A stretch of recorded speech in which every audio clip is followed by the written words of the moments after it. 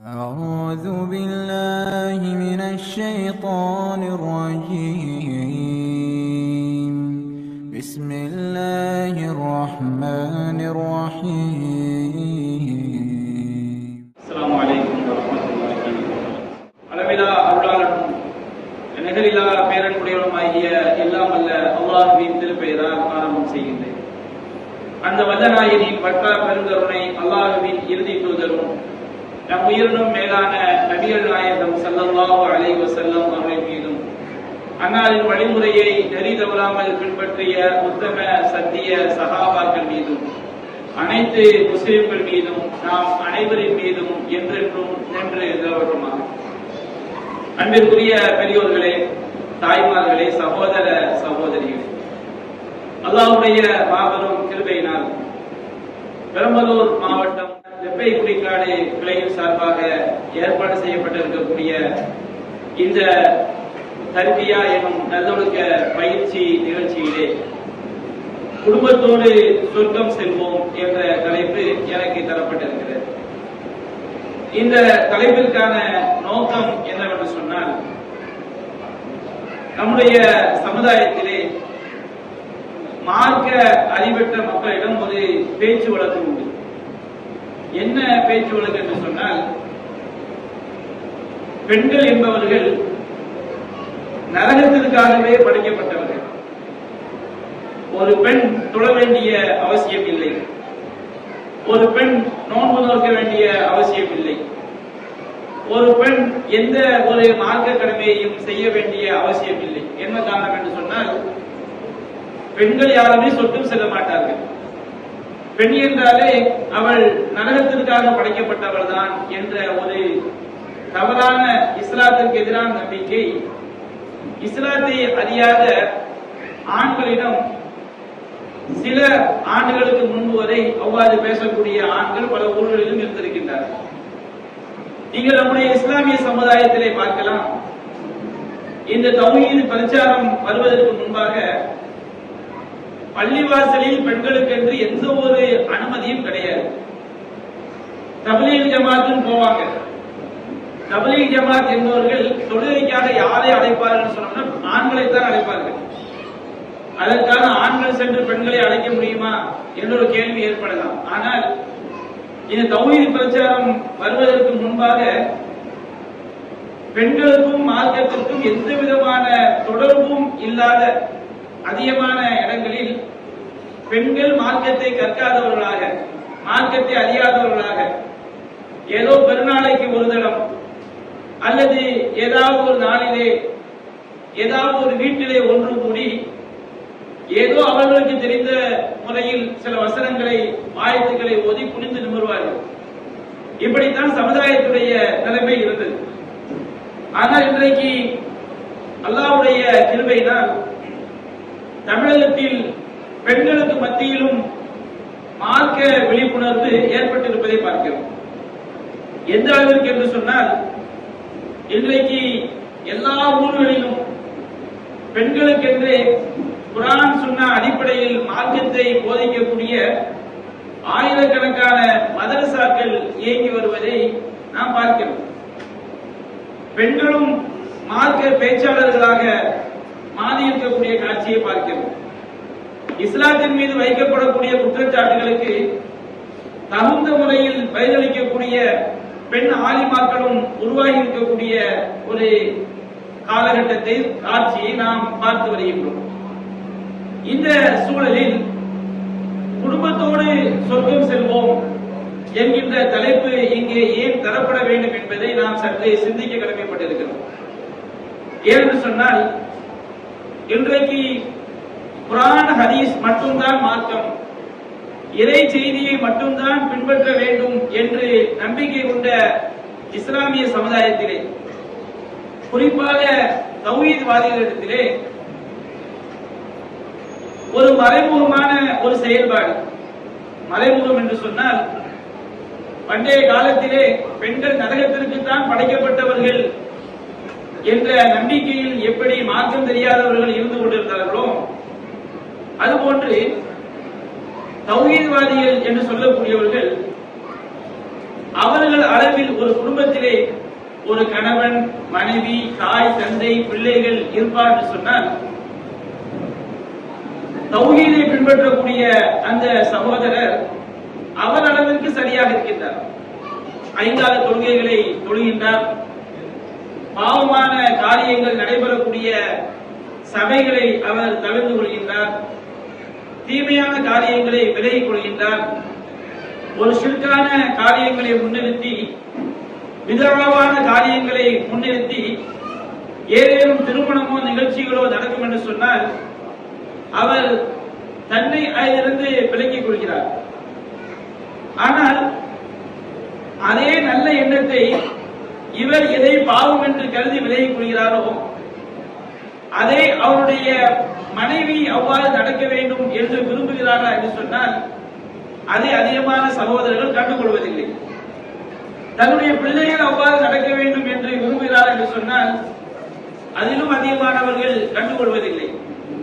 இன்னும் சொல்ல போனால் அதை பற்றி நினைத்து கூட பார்ப்பதில்லை. இன்னும் சிலர் இதனுடைய விளைவு தெரியாமல் தான் மட்டும் இப்படி இருந்தால் போதும், தன்னுடைய பிள்ளை அப்படி வந்துவிடக் கூடாது என்று உள்ளத்தளவிலே நினைக்கக்கூடியவர்களும் இருக்கிறார்கள். தான் எப்படி இருக்கிறோமோ அதுபோல் தன்னுடைய பிள்ளை வந்துவிடக் கூடாது, தன்னுடைய மனைவி ஆகிவிடக் கூடாது, தன்னுடைய பெற்றோர் மாறிவிடக் கூடாது என்று நினைக்கக்கூடியவர்களும் இருக்கிறார்கள். அல்லாஹ் ரப்பல் ஆலமீன் ஒரு ஆணை, ஒரு பெண்ணை, ஒரு அண்ணன் அல்லது ஒரு சகோதரர், ஒரு சகோதரி, ஒரு தாய், தகப்பன், இவர்களை எல்லாம் எதற்காக அல்லாஹ் படைத்திருக்கிறான் என்பதை நாம் சற்றே சிந்திக்க கடமைப்பட்டிருக்கிறோம். அல்லாஹ் ரப்பல் ஆலமீன் மனிதர்களாகிய நம்மை குடும்பமாக அல்லாஹ் படைத்திருக்கின்றான். திருமலை குர்ஆனில் அல்லாஹ் சொல்லி காட்டுகின்றான், யா அய்யுஹன் நாஸ் இன்னா ஹலக்னாக்கும் மின் ஸக்கரின் வ உன்ஸா, மனிதர்களே நாம் உங்களை ஒரு ஆண் ஒரு பெண்ணில் இருந்து படைத்தோம். வஜஅல்னாக்கும் ஷுஊபன் வ கபாயில லிதஆரஃபு, உங்களை கிளைகளாகவும் கோத்திரங்களாகவும், உங்களை குடும்பங்களாக பல்வேறு கிளைகளாக கோத்திரங்களாக நாம் படைத்திருக்கின்றோம். எதற்காக? நீங்கள் ஒருவரை ஒருவர் அறிந்து கொள்ள வேண்டும் என்பதற்காக. இன் அக்ரமக்கும் இன்தல்லாஹி அத்காக்கும், உங்களில் சிறந்தவர் யார் என்று சொன்னால் இறையச்சமுடையவர் தான் உங்களில் சிறந்தவர் என்று அல்லாஹ் ரப்பல் ஆலமீன் குறிப்பிடுகின்றார். நம்முடைய இஸ்லாமிய மார்க்கத்தில் ஜாதி கிடையாது. அதே நேரத்தில் அல்லாஹ் ரப்பல் ஆலமீன் எல்லா நாட்டிலும் எல்லா ஊர்களிலும் வசிக்கக்கூடிய முஸ்லிம்களை குடும்பங்களாக கோத்திரங்களாக அல்லாஹ் படைத்திருக்கின்றார். நம்முடைய இஸ்லாமிய மார்க்கத்தில் நீங்க பாத்தீங்கன்னு சொன்னோம்னா சிலர் அதை ஜாதி என்று சொல்வார்கள். ஒரு தொழிலை அடிப்படையாக வைத்து ராவுத்தர், லெப்பை, மலைக்காயர் என்று பல குடும்பங்கள் உருவாகி இருக்கிறது. நம்முடைய இந்தியாவில் ஜாதி அடிப்படையில் தான் அரசியலமைப்பு இயங்கிக் கொண்டிருக்கக்கூடிய காரணத்தினால் இஸ்லாத்தில் ஜாதி கிடையாது. அரசாங்கம் என்ன பண்ணிட்டாங்க, இந்த கிளைகள், குடும்பங்கள், கோத்திரங்கள் எல்லாத்தையும் ஜாதியாக அவர்கள் கணக்கெடுத்து வைத்திருக்கிறார்கள். ஜாதியா கணக்கெடுத்த காரணத்தினால இஸ்லாத்தை எதிராக, இஸ்லாத்தை விளங்காத சில கூட்டங்கள் எல்லாம் இஸ்லாத்துல ஜாதி கிடையாது சொல்றாங்க. ஆனால் இவர்கள் சாதி சான்றிதழ், லெப்பை, மலைக்காயர், ராவுத்தர் என்றெல்லாம் சாதி சான்றிதழ் வாங்குகிறார்களே, இவ்வாறு ஏன் வாங்குகிறார்கள் என்றெல்லாம் இஸ்லாத்தை புரியாமல் அவர்கள் விமர்சிப்பதை பார்க்கிறோம். ஜாதி என்று சொன்னால் நீ நெற்றியிலிருந்து பிறந்தவன், நீ காலிலிருந்து பிறந்தவன், நீ தலையிலிருந்து பிறந்தவன் என்று மனிதர்களை பாகுபடுத்தி நீ எனக்கு தகுதியானவன் கிடையாது, உன்னை தொட்டால் தீட்டு என்று பேசுவதுதான் ஜாதி. அதுதான் தீண்டாமை. அதுதான் இஸ்லாம் தடுக்கிறது. இஸ்லாம் பிறப்பினால் யாருக்கும் எந்த விதமான முக்கியத்துவத்தையும் கொடுக்கவில்லை. அதே நேரத்தில் அல்லாஹ் ரப்பல் ஆலமீன் மனிதர்கள் ஒருவரை ஒருவர் அறிந்து கொள்ள வேண்டும் என்பதற்காக இந்த மனித சமுதாயத்தை அல்லாஹ் எப்படி படைத்திருக்கிறார் என்று சொன்னால் குடும்பங்களாக, கோத்திரங்களாக அல்லாஹ் படைத்திருக்கின்றார். நபிகள் நாயகம் ஸல்லல்லாஹு அலைஹி வஸல்லம் காலகட்டத்திலேயே சஹாபாக்கள் அப்படித்தான் வாழ்ந்திருக்கிறார்கள். அன்சாரிலே 2 பிரிவினர் இருந்திருக்கிறார்கள். அவுஸ், ஹஸ்ரஜ் என்ற பிரிவினர் இருந்திருக்கிறார்கள். குறைஷிகளை எடுத்துக்கொண்டால் அதில் ஏராளமான குடும்பங்கள் இருந்திருக்கிறார்கள். இப்ப இந்த பாயிண்ட் என்ன, அல்லாஹ் ரப்பல் ஆலமீன் நம்மை குடும்பமாக படைத்தது எதற்காக என்று சொன்னால் நாம் இந்த உலகத்தில் ஏதோ வாழ்ந்தோம், பிறந்தோம், செத்தோம் என்பதற்காக அல்ல. அல்லாஹ் ரப்பல் ஆலமீன் நமக்கு ஒரு கடமையை சுமத்தி இருக்கின்றார். ஒவ்வொரு ஆணுக்கும் அந்த கடமை இருக்கிறது. ஒவ்வொரு பெண்ணுக்கும் அந்த கடமை இருக்கிறது. ஒவ்வொரு சகோதரனுக்கும், ஒவ்வொரு சகோதரிக்கும், ஒவ்வொரு தாய்க்கும், ஒவ்வொரு தந்தைக்கும், ஒவ்வொரு இரத்த உறவுகளுக்கும் அந்த கடமை இருக்கிறது. அல்லாஹ் திருமலை குர்ஆனிலே கூறுகின்றான், யா அய்யுஹல்லதீன ஆமனு கூ அன்ஃபுஸக்கும் வ அஹ்லீக்கும் நாரா. இறை நம்பிக்கையாளர்களே, உங்களையும் உங்கள் குடும்பத்தார்களையும் நரக நெருப்பை விட்டு நீங்கள் பாதுகாத்துக் கொள்ளுங்கள். அல்லாஹ் ரப்பல் ஆலமீன் நம்மை படைத்திருப்பதின் நோக்கம் நம்மை மட்டும் பாதுகாத்துக் கொள்ள வேண்டும் என்பதற்காக அல்ல, நான் என்னை மட்டும் சொர்க்கத்திற்குரியவனாக ஆக்க வேண்டும் என்பதற்காக அல்ல. அல்லாஹ் ரப்பல் ஆலமீன் ஒவ்வொரு ஆணையும் பெண்ணையும் பார்த்து பேசுகிறார். உங்களையும் பாதுகாத்துக் கொள்ளுங்கள், உங்கள் குடும்பத்தையும் நீங்கள் பாதுகாத்துக் கொள்ளுங்கள். எதற்காக பாதுகாக்க வேண்டும்? அல்லாஹ் சொல்கின்றான், வகூது ஹன்னாசு வல் ஹிஜாரா. அந்த நரகத்துடைய எரிபொருள் மனிதர்களும் கற்களும் நரகத்துடைய எரிபொருள்கள் ஆவார்கள். அலைஹா மலாயிகத்துன் கிலாதுன் ஷிதாதுன் லா யஸூனல்லாஹ மா அமரஹும் வ யஃஅலூன மா யுமரூன். அந்த நரகத்திலே கடினத்தன்மை கொண்ட கல் நெஞ்சம் கொண்ட மலக்குமார்கள் நரகத்துடைய பொறுப்பாளர்களாக இருக்கிறார்கள். அல்லாஹ் அவர்களுக்கு உத்தரவிட்டதில் மாறு செய்யவே மாட்டார்கள். அவர்களுக்கு உத்தரவிடப்பட்டதை மட்டும்தான் செய்வார்கள். ஒருவன் நரகத்தில் விழுந்து விட்டால், ஒரு பெண் நரகத்தில் விழுந்து விட்டால், எத்தனை கோடி ஆண்டுகள் ஆனாலும், எத்தனை லட்சம் ஆண்டுகள் ஆனாலும் அவர்கள் நரகத்தை விட்டு வெளியேற விரும்பினால் அல்லாஹ் நாடினாலே தவிர அந்த மலக்குமார்களுக்கு இரக்கம் என்பதே ஏற்படாது. அந்த மலக்குமார்களுக்கு அவருடைய உள்ளம் கடினத்தன்மை வாய்ந்ததாக, இரக்கத்தை அறியாத உள்ளமாக அல்லாஹ் ஆக்கியிருக்கின்றார். அல்லாஹ்வுக்கு ஒருவன் இணை வைத்து விட்டான் என்று சொன்னால் அவனுக்கு நிரந்தரமான நரகம். எத்தனை ஆண்டுகள் நிரந்தரமான நரகம்? எத்தனை கோடான கோடி ஆண்டுகள் ஆனாலும் சரி, லட்சம் கோடி ஆண்டுகள் ஆனாலும் சரி, கோடி கோடி ஆண்டுகள் ஆனாலும் சரி, அவனுடைய நரக வாழ்க்கை என்பது முடிவுக்கு வரவே வராது. அப்ப அவன் நிரந்தரமான நரகத்தில் இருப்பாங்க. நரகத்துடைய காவலாளிகளுக்கு, அந்த மலக்குமார்களுக்கு இவர்கள் எவ்வளவு கதறினாலும் நரகத்திலிருந்து வெளியேற முற்படும் பொழுதெல்லாம் அதில் மீண்டும் தள்ளப்படுவார்கள். அவர்கள் நிரந்தர நரகவாதிகளாக மாறிவிடுவார்கள். அவ்வளவு முடிவில்லாத வாழ்க்கை மறுமையுடைய வாழ்க்கை. அப்ப அந்த மறுமையுடைய வாழ்க்கையில நீங்க உங்களையும் காத்துக் கொள்ளுங்கள், உங்கள் குடும்பத்தையும் காத்துக் கொள்ளுங்கள். இதற்காகத்தான் அல்லாஹ் நம்மை படைத்திருப்பதாக அல்லாஹ் சொல்லி காட்டுகிறான். இன்றைக்கு அத்தகைய பாதுகாப்பு நமக்கு இருக்கிறதா? அத்தகைய குடும்பத்தை பாதுகாக்கக்கூடிய ஒரு மூமினாக நான் இருக்கிறேனா என்பதை நாம் ஒவ்வொருவரும் சிந்திக்க கடமைப்பட்டிருக்கிறோம். அன்பிற்குரிய சகோதரர்களே, நாம நினைக்கிறோம் இந்த உலகத்துல பயங்கரமான நஷ்டம் எதுவென்று சொன்னால், யாராவது ஒரு 1000 கோடிகளை ஒரு வியாபாரத்தில் இழந்து விட்டார், லட்சங்களை ஒரு வியாபாரத்தில் இழந்து விட்டால் அதை நாம் நஷ்டமாக நினைக்கிறோம். ஆனால் எத்தனையோ கோடிகளை இழந்தவர்கள் அது பிற்காலத்தில் சம்பாதிச்சிருக்கிறாங்க. நம்முடைய பெற்றோர் மரணித்து விட்டால் அதை நாம் ஒரு பெரிய இழப்பாக நினைக்கிறோம். ஆனால் இந்த உலகத்தில் மரணம் என்பது, ஒரு மனைவி கணவனை இழப்பது, ஒரு கணவன் மனைவியை இழப்பது, நம்முடைய சகோதர சகோதரிகளை நாம் மரணத்தின் மூலமாக இழப்பது, நம்முடைய சொந்த பந்தங்களை மரணத்தின் மூலமாக இழப்பது, இது நிரந்தரமான பிரிவு கிடையாது. மரணம் என்பது மூமின்களை பொறுத்த வரைக்கும் தற்காலிக பிரிவு தான். ஒரு பெண்ணு நேசிக்கக்கூடிய கணவர் மரணித்து விட்டால் அந்த மரணம் என்பது தற்காலிக ஒரு பிரிவு தான். அப்ப நம்ம இந்த உலகத்துல நாம பெரிய இழப்பாக எதை கருதுகிறோம்? நம்முடைய உறவுகளை இழந்து விடுவதை பெரிய இழப்பாக கருதுகிறோம். சொத்துக்களை இழப்பதை நாம் பெரிய இழப்பாக கருதுகிறோம். பசி கொடுமையை நாம் மிகப்பெரிய இழப்பாக கருதுகிறோம். விபத்தை நாம் மிகப்பெரிய இழப்பாக கருதுகிறோம். ஆனா அல்லாஹ் ரப்பல் ஆலமீன் திருமலை குர்ஆனிலே எதை மிகப்பெரிய இழப்பாக நமக்கு சொல்லி காட்டுகிறான் தெரியுமா? இந்த வசனத்தை நாம் ஒவ்வொருவரும் நம்முடைய மனதில் ஆழ பதிய வைத்துக் கொள்ள வேண்டும். திரும்ப திரும்ப இந்த வசனத்தை நாம் நினைத்து பார்க்க வேண்டும்.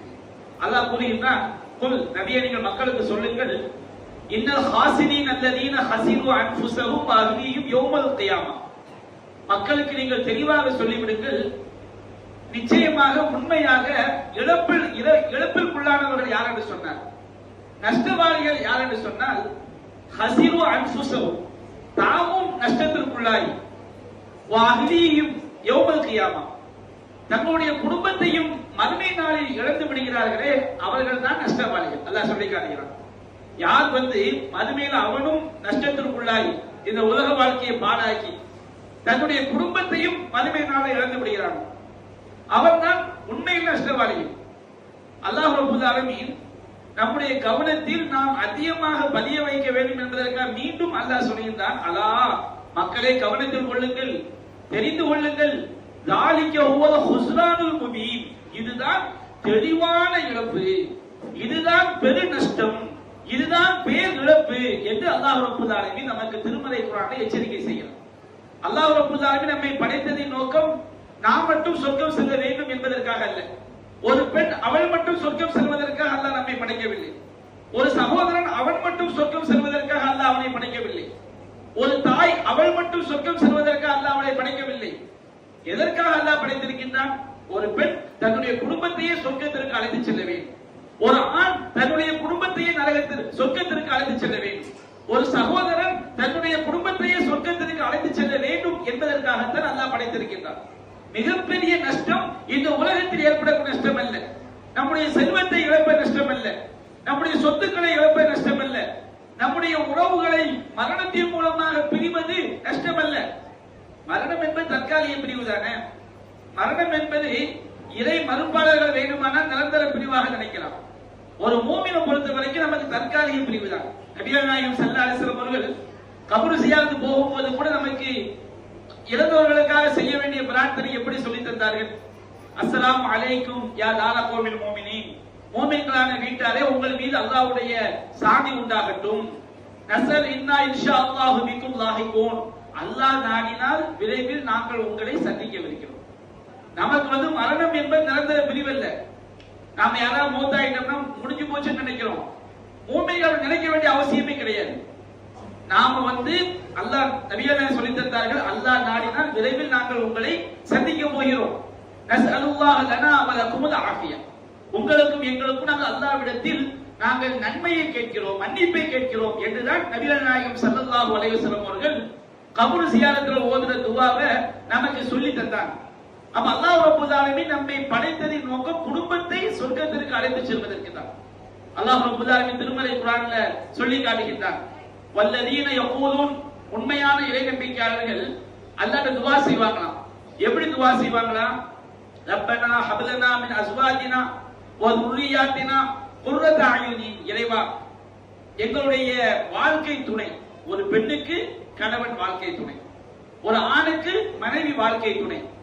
அவங்க ஒவ்வொரு ஆணும் பெண்ணும் அல்லாஹ்ட்ட துஆ கேட்பாங்களாம். ரப்பனா ஹப்லனா மின் அஸ்வாஜினா வ ذُرِّيَّاتِنَا, இறைவா எங்களுடைய வாழ்க்கை துணைகளிலும் எங்களுடைய சந்ததிகளிலும் எங்களுக்கு கண் குளிர்ச்சியை ஏற்படுத்துவாயாக. கண் குளிர்ச்சி என்னங்க? ஒரு மூமினுக்கு கண் குளிர்ச்சி என்பது அவனது மனைவி மார்க்கத்தின் அடிப்படையில் வாழ்வதுதான் ஒரு மூமினுக்கு கண் குளிர்ச்சி. அவனது பிள்ளைகள் மார்க்கத்தின் அடிப்படையில் வாழ்வதுதான் ஒரு மூமினுக்கு கண் குளிர்ச்சி.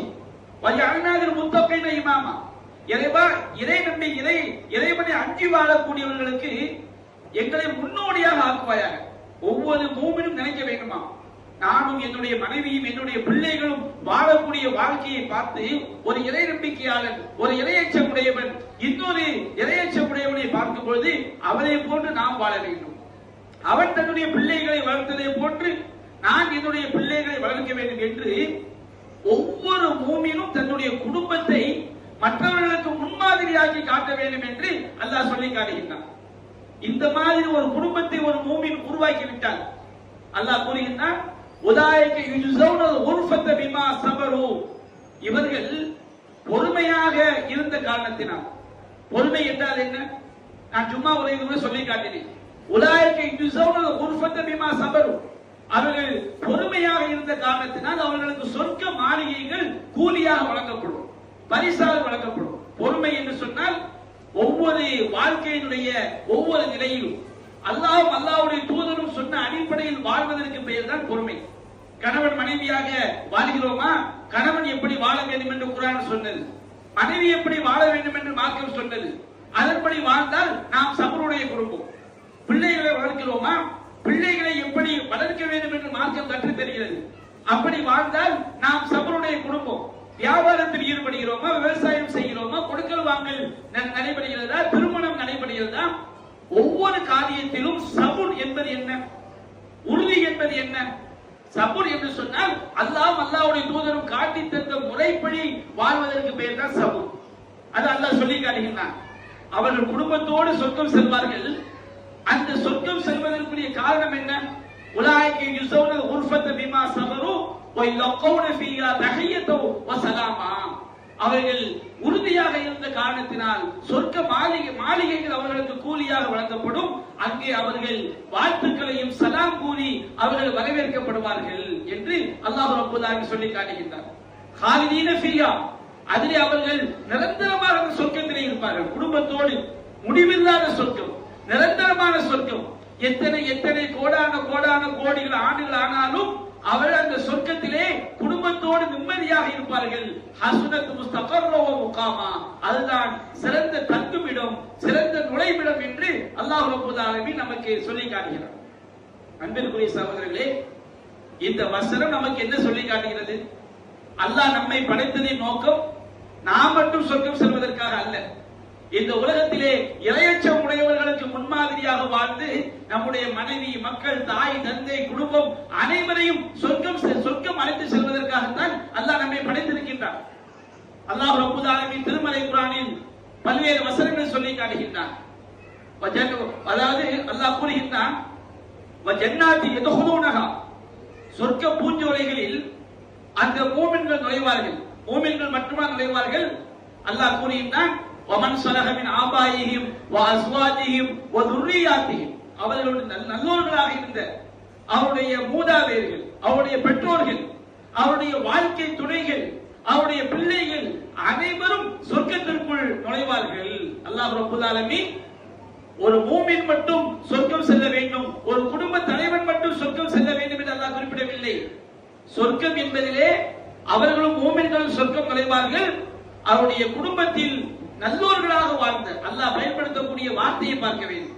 இறைவன் நமக்கு சொல்லி காட்டுகின்றான், வமன் ஸலஹ மின் ஆபாயிஹிம், அவருடைய பெற்றோர்கள் மூதாதையர்களின் நல்லவர்களும், வஸ்வாதிஹிம், அவருடைய வாழ்க்கை துணைகளில் நல்லவர்களும், வதுர்ரியாத்திஹிம், அவருடைய பிள்ளைகளில் நல்லவர்களும் சொர்க்கத்தில் நுழைவார்கள். அது மலாயிகத்து யதுஹுலூன அலைஹி மின் குல்லி பாப், அந்த மூமின்களிடத்தில் மலக்குமார்கள் எல்லா வாசல்கள் வழியாகவும் வருவார்கள். வந்து அந்த மூமின்களை பார்த்து சொல்வார்கள், இந்த அருட்கொடைந்த சொர்க்கம் எதற்காக தெரியுமா? தாலிக பிமா சபர்தும், நீங்கள் சபுராக இருந்த காரணத்தினால். அந்த குடும்பத்தை பார்த்து சொல்வார்கள். குடும்ப சொர்க்கத்துக்குள்ள போகும்போது அந்த மூமின சொர்க்கத்துக்கு போவாங்க. அவருடைய தாயும் தந்தையும் சொர்க்கத்திற்குள் நுழைவார்கள், மனைவிகளும் சொர்க்கத்திற்குள் நுழைவார்கள், பிள்ளைகளும் சொர்க்கத்திற்குள் நுழைவார்கள். மலக்குமார்கள் எல்லா சொர்க்கத்துடைய எல்லா வாசல் வழியாகவும் மலக்குமார்கள் வருவார்கள். மலக்குமார்கள் வந்து சொல்வார்கள், சலாமுன் அலைக்கும், உங்கள் மீது சாந்தி உண்டாகட்டும், தாலிக்கும் பிமா சபர்தும், நீங்கள் பொறுமையாக இருந்த காரணத்தினால் உங்களுக்கு இந்த சொர்க்கம் கிடைத்திருக்கின்றது. ஃபநிஅம உக்பத்தார், இந்த இறுதி வீடுதான் மிகச்சிறந்த பாக்கியம். வீடுகளிலேயே மிகச்சிறந்த வீடு எது? இந்த உலகத்துல கோடிக்கணக்கில் வீட்டை கட்டுவது மிகச்சிறந்த பாக்கியம் அல்ல, தற்காலிக பாக்கியமாக இருக்கலாம். கோடிக்கணக்கில் செலவு பண்ணி 1 கோடி, 2 கோடி, 3 கோடி, 10 கோடி என்று வீட்டை கட்டவங்க எல்லாம் உயிரோடு இருக்கிறாங்களா? என்னுடைய வாழ்க்கையில நான் மதரசால ஓதி கொண்டிருக்கும் பொழுது, எங்க மதரசா ஒரு வாடகை கட்டடத்துல இயங்கி கொண்டிருந்தது. மாடிக்கு மேல பாடம் நடத்தி கொண்டே இருக்கும் போது பார்த்தோம்னா ஒரு வீடு அந்த கட்டி கொண்டு இருக்கிறார்கள். அந்த வீடு வந்து குழி தோன்றதுல இருந்து ஒரு நபருடைய செயல்பாட்டை நாங்கள் மாடியிலிருந்து பார்த்து கொண்டே இருப்போம். ஒரு நபர் என்ன செய்யறாரு, ஒரு இடத்தை வாங்கி குழி தோண்டி வீட்டை கட்டி 1 மாசம், 2 மாசம், 3 மாசம், 6 மாசம், 1 வருஷம் அந்த வீட்டை வந்து வித்தியாசமான டிசைன்ல என்ன செய்யறாரு, கட்டி முடிச்சிடறாரு. எங்க மதரசால பாடங்கள் ஓடிக்கொண்டே இருக்கிற, வருடங்கள் கழிந்து கொண்டே இருக்கிற. நாங்க ஒரு வாடகை கட்டிடத்துல மாடிக்கு மேல இருந்து பாடம் நடக்குது. பாடம் நடக்கும் போது அந்த வீடு கட்டுற காட்சியை பார்த்துக்கிட்டே இருக்கும். ஒரு நாள் வீட்டுல சரியான கூட்டம். என்னன்னு கேட்டா, வீடு வந்து பால் காய்ச்சுறாங்க, கிரக பிரவேசம், நல்ல பெரிய சாப்பாடு. அவர் அந்த வீட்டு, நாங்க அந்த காட்சியை பார்த்துக்கிட்டே இருக்கிறோம். அவர் என்ன செய்வார் சொன்னோம்னா, வீட்டை டெய்லி தண்ணியை வச்சு அடிச்சு அடிச்சு என்ன செய்வார், கழுவுவார். சார், இந்த அளவுக்கு இந்த வீட்டை என்ன செய்யறாரு, நேசிக்கிறாரு அப்படின்னு ஒரு ஆச்சரியம். ஒரு நாள் அந்த வீட்டுக்கு முன்னாடி பாத்தீங்கன்னா பயங்கரமான கூட்டம். என்னன்னா, அந்த வீடை ஒவ்வொரு செங்கலையும் நேசிச்சு நேசிச்சு கட்டினாரா இல்லையா, அவர் மெயின் ரோட்ல வாக்கிங் போகும்போது ஒரு லாரி இடித்து, லாரி பின்டையில மோதி மூளை அப்படியே நசிக்க மரணித்து விட்டார். நீங்க நினைச்சு பயந்து வீடு கட்டினா மூல நசிக்கு செத்துருவோங்கிறதுக்காக சொல்லல. இந்த துனியாவுடைய வாழ்க்கை அவ்வளவுதான். ஒவ்வொரு செங்கலையும் நேசித்து நேசித்து கட்டினார். கொத்தனார் ஏதாவது சாந்த குழப்பதான் வந்து சத்தம் போடுவாரு, சிமெண்ட்டை கரெக்டா போடு, மண்ணை கரெக்டா போடு, நல்ல பூசு, இப்படியே அந்த வீட்டை ரசிச்சு ரசிச்சு கட்டினவரு அந்த வீட்டுக்கு குடி வந்து ஒரு 6 மாசம் கூட ஆயிருக்காது. மெயின் ரோட்ல ஆக்சிடென்ட் ஆகி மூளை நசுங்கி அதுக்கு பிறகு பார்த்தா குடும்பத்துல சட்டை, அந்த வீடு யாருக்கு சொந்தம்னு சொல்லி அந்த வழக்கு முடிஞ்சுதா இல்லையா தெரியல. வாழ்க்கையை பாருங்க. இந்த உலகத்துல உள்ள வீடு நிரந்தரமானதா? நம்ம என்னதான் கோடி கோடியா சம்பாதிச்சு வீட்டை கட்டினாலும் நம்ம அந்த வீட்டுல வாழ்வதற்கு எவ்வளவுதான் வாழ்ந்துட முடியும்? அல்லாஹ் சொல்லியிருந்தான், மறுமை வீடு தான் நிரந்தரமான வீடு. மறுமையுடைய வாழ்க்கை தான் நிரந்தரமான வாழ்க்கை. அல்லாஹ் ரப்பல் ஆலமீன் திருமறை குர்ஆன்ல சொல்லி காட்டுகின்றான். அல்லாஹ் ரப்பல் ஆலமீன் அவனுடைய அரிசை சுமக்கின்ற வானவர்கள் இருக்கிறார்கள். 8 வானவர்கள் கியாமத் நாள்ல வந்து அல்லாஹ்வுடைய அரிசை சுமந்து கொண்டிருப்பார்கள். அரிசை சுமக்கக்கூடிய வானவர்கள் இருக்கிறார்கள். அரிசை சுமக்கக்கூடிய வானவர்களை சுற்றி, அரிசை சுற்றி கோடான கோடான கோடிக்கணக்கான மலக்குமார்கள் இருக்கிறார்கள். அல்லாஹ் சொல்லினான் திருமறை குர்ஆன்ல, அல்லதீன யஹ்மிலுன அர்ஷ் வமன் ஹவுலஹு யுஸப்பிஹூன பிஹம்தி ரப்பிஹிம். அரிசை சுமக்கக்கூடிய வானவர்களும் அந்த அரிசை சுற்றி நிற்கக்கூடிய வானவர்களும் அல்லாஹ்வுடைய புகழை கொண்டு அவனை துதிக்கின்றார்கள். வயூமினூன பிஹி, அல்லாஹ்வை அவர்கள் உண்மைப்படுத்துகின்றார்கள். மூன்றாவது அல்லாஹ் சொல்கிறான், வயஸ்தக்ஃபிரூன லில்லதீன ஆமனு, இறை நம்பிக்கை கொண்டவர்களுக்காக அவர்கள் பாவ மன்னிப்பு தருகிறாங்க. அரிசை சுமக்கக்கூடிய வானவர்களும் அரிசை சுற்றி இருக்கக்கூடிய வானவர்களும் மூமின்களுக்காக அல்லாஹ்விட பாவ மன்னிப்பு தருறாங்க. அவங்க எப்படி பாவ மன்னிப்பு தருறாங்கன்னா, அல்லாஹ் கூறுகின்றான், ரப்பனா வஸீத குல்ல ஷைஇன் ரஹ்மத்தன் வ இல்மா, இறைவா நீ ஒவ்வொரு பொருளையும் உன்னுடைய அருளாலும் ஞானத்தாலும் சூழ்ந்திருக்கிறாய். அல்லாஹ்வுடைய ஞானம் இறைவனுக்கு தெரியாத இடமும் கிடையாது, இறைவனுடைய அருள் சூழாத இடமும் கிடையாது. அல்லாஹ்வுடைய அருள் சூழாத இடம் ஏதாவது இருக்கிறதா? எல்லா இடங்களிலும் அல்லாஹ்வுடைய அருள் சூழ்ந்து இருக்கிறது. அப்ப அந்த மலக்குமார்கள் சொல்றாங்க, இறைவா எல்லாமே உனக்கு தெரியும். எப்படி எல்லா பொருட்களும் உனக்கு தெரியுமோ அது போன்று எல்லா பொருட்களிலும் உன்னுடைய அருளும் சூழ்ந்திருக்கிறது. அதனால அல்லாஹ் ரப்பல் ஆலமீன் இறை மறுப்பாளனுக்கு கூட அல்லாஹ் ரிஸ்க் கொடுக்கிறான். இறை மறுப்பாளனுக்கு கூட இறைவனுடைய காற்றை வீச செய்கிறான். இறை மறுப்பாளனுக்கு கூட இறைவன் அவனுடைய நீரை கொடுக்கின்றான். அவனுடைய அருள் சூழ்ந்திருக்கின்ற காரணத்தினால் தான் அல்லாஹ் ரப்பல் ஆலமீன் இறை மறுப்பாளர்களையும் அல்லாஹ் அனுபவிக்க செய்கின்றான். அப்ப அல்லாஹ் நம்ம சொல்றாங்க, யா அல்லாஹ் நீ உன்னுடைய ஞானத்தால் எல்லாவற்றையும் தெரிந்திருப்பதை போன்று உன்னுடைய அருளால் எல்லாவற்றையும் நீ சூழ்ந்திருக்கின்றாய். அப்படிப்பட்ட ரஹ்மானே ஃபக்ஃபிர் லில்லதீன தாபு வத்தபஉ சபீலக். இதான் பாயிண்ட். யாரெல்லாம் உன்னிடம் பாவ மன்னிப்பு கோருகிறார்களோ, உன்னுடைய பாதையை பின்பற்றுகிறார்களோ அவர்களை நீ மன்னிப்பாயாக. வகீஹிம் மின் அஸாபில் ஜஹீம், இறைவா நரக வேதனையை விட்டு அவர்களை காப்பாற்றுவாயாக. மலக்குமார்கள் அல்லாஹ்விடம் பாவ மன்னிப்பு கேட்கிறாங்க. யாருக்கு கேட்கிறார்கள்? இறைவா ஃபக்ஃபிர் லில்லதீன தாபு வத்தபஉ சபீலக். இறைவா எவர்கள் உன்னிடம் பாவ மன்னிப்பு கோருகிறார்களோ, உன்னுடைய பாதையை பின்பற்றுகிறார்களோ, உன்னுடைய மார்க்கத்தை பின்பற்றுகிறார்களோ அவர்களை நீ மன்னித்து விடு. அவர்களை நீ நரக வேதனையை விட்டும் காப்பாற்றுவாயாக. ரப்பனா வஅத்கில்ஹும் ஜன்னாத்தின் அத்னில்லதி வஅத்தஹும். அந்த மலக்குமார் அல்லாஹ் சொல்றாங்களா, இறைவா நீ அவர்களுக்கு வாக்களித்த நிரந்தரமான சொர்க்க சோலைகளில் அவர்களை நீ உள்ளே நுழைத்து விடியாதா. அவர்களை மட்டுமல்ல, வமன் ஸலஹ மின் ஆபாயிஹிம் வ அஸ்வாஜிஹிம் வ துர்ரியாத்திஹிம், நல்லோர்களாக வாழ்ந்த அவருடைய பெற்றோர்களையும் அவருடைய மனைவியரையும் அவருடைய பிள்ளைகளையும் நீ சொர்க்கத்தில் நுழைத்து விடியாதா. வகீஹும் ஸய்யிஆத், தீமையான இந்த நாளினுடைய வேதனையிலிருந்து அவர்களை காப்பாற்றி விடியாதா. வமன் தகி ஸய்யிஆத் யௌமைதின் ஃபகத் ரஹிம்தஹு. இந்த நாளிலே மலக்குமார்கள் இந்த பிரார்த்தனை எப்ப கேட்கிறாங்க? மஹ்ஷர் மைதானத்துல எல்லாரும் ஒன்று கூடி நிற்கும் போது அவங்க அல்லாஹ்ட்ட கேட்கிறாங்க, இறைவா இந்த நாளிலே நீ யாருக்கு யாரை இந்த நாளுடைய கொடுமையிலிருந்து நீ காப்பாற்றுகிறாயோ அவர்களுக்கு நீ அருள் புரிந்து விட்டாய். வதாலிகல் ஃபௌஸுல் அதீம், இதுதான் மகத்தான வெற்றி என்று அந்த மலக்குமார்கள் அல்லாஹ்விடம் பிரார்த்தனை செய்கிறார்கள். யாருக்காக பிரார்த்தனை செய்கிறார்கள்? இறை நம்பிக்கையாளர்களுக்காக, நல்லவர்களாக வாழ்ந்த அந்த இறை நம்பிக்கையாளரின் பெற்றோர்களுக்காக, அவனுடைய மனைவிக்காக, அவனுடைய பிள்ளைகளுக்காக அல்லாஹ்விடம் பிரார்த்தனை செய்கின்றார்கள். அப்ப அந்த மலக்குமார்கள் சொல்லக்கூடிய காரணம் என்ன? இறைவா, இவர்கள் எல்லாம் உன்னுடைய மார்க்கத்தை பின்பற்றினார்கள். இறைவா, இவர்கள் எல்லாம் நாம் செய்த பாவத்திற்கு உன்னிடம் பாவ மன்னிப்பு தேடினார்கள். அப்ப நம்ம குடும்பத்தோடு சொர்க்கம் செல்ல வேண்டும் என்றால் திருமறை குர்ஆன் சொல்லக்கூடிய வழிமுறை என்ன? அல்லாஹ்வுடைய மார்க்கத்தை பின்பற்ற வேண்டும். ஒவ்வொரு விஷயத்திலும் சபராக, பொறுமையாக, உறுதியாக இருக்க வேண்டும். இன்றைக்கு நம்முடைய குடும்பம் அப்படி இருக்கிறதா? நாம் அப்படிப்பட்ட குடும்பத்தோடு சொர்க்கம் செல்லக்கூடிய வாழ்க்கையை நாம் வாழ்கிறோமா? இதை எடுத்து பாருங்க. எங்க பார்த்தாலும் ஷைத்தானுடைய வஹி, ஷைத்தானுடைய அந்த செய்தி எல்லா வீட்டுக்குள்ளும் இறங்கிக் கொண்டே இருப்பதை பார்க்கிறோம். நம்முடைய கண்கள் எப்பொழுது பார்த்தாலும் ஷைத்தானிய செய்திகளையே, ஷைத்தானிய செயல்களையே பார்க்கக்கூடிய சூழல்.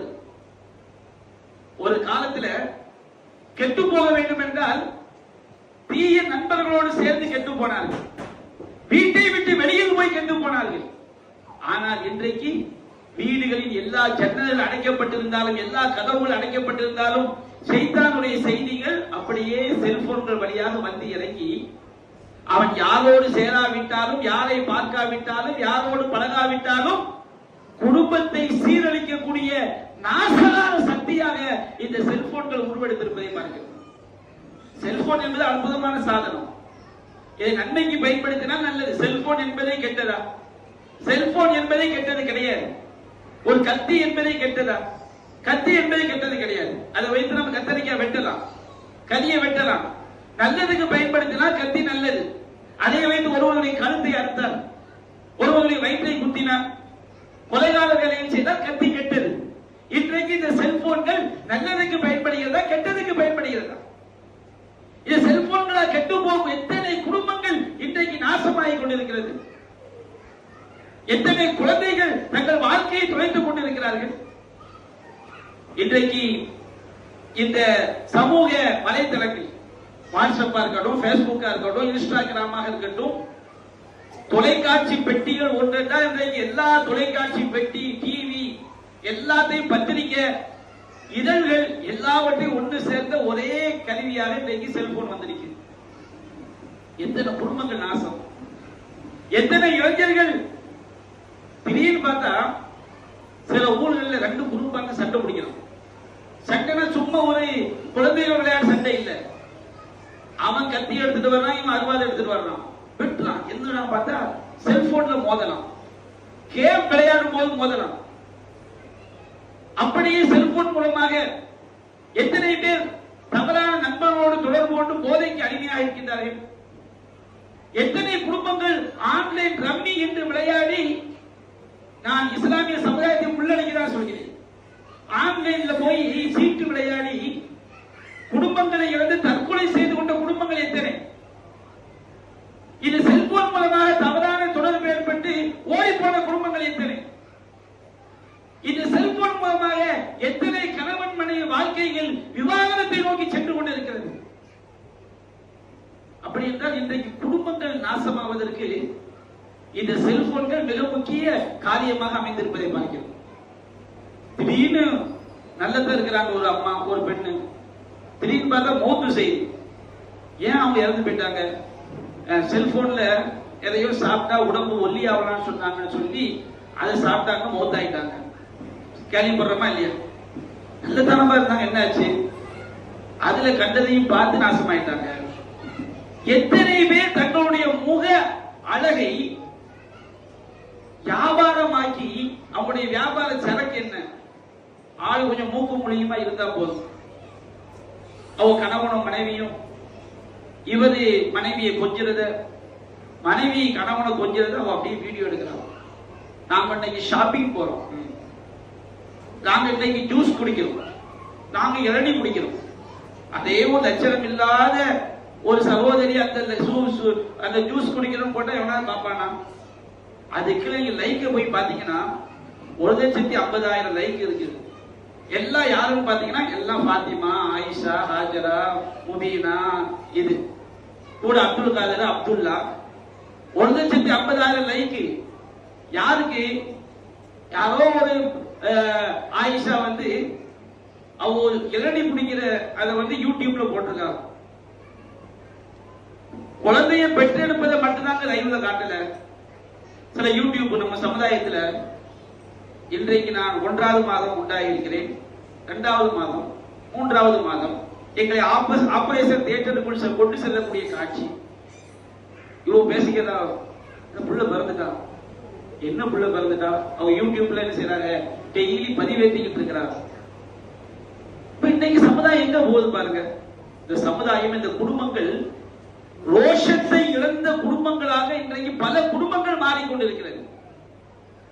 பல குடும்பங்கள்ல மனைவி கணவனுக்கு கட்டுப்பட்டு வாழக்கூடிய வாழ்க்கையை வாழ முடியவில்லை.